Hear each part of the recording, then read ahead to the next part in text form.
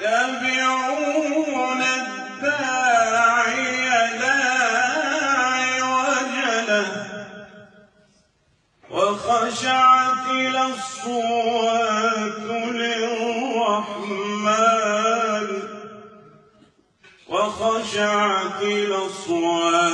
للرحمن فلا تسمع إلا همسا يومئذ لا تنفع الشفاعة إلا من أذن له الرحمن ورضي له قولا يعلم ما بين أيديهم وما خلفهم ولا يحيطون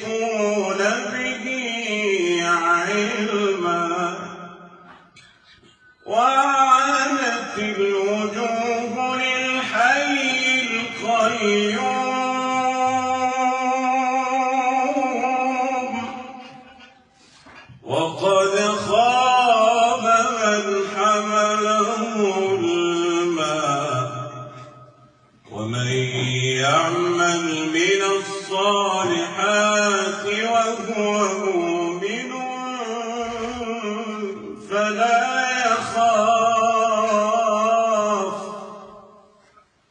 فلا يخاف ظلما ولا هضما وكذلك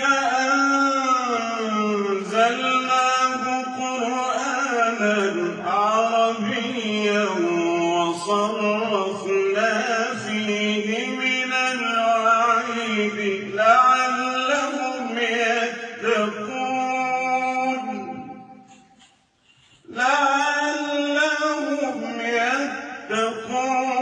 أو يحدث لهم ذكرا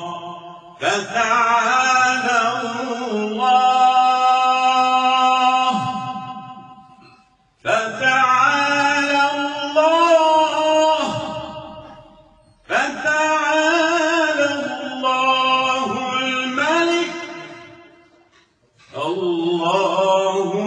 الملك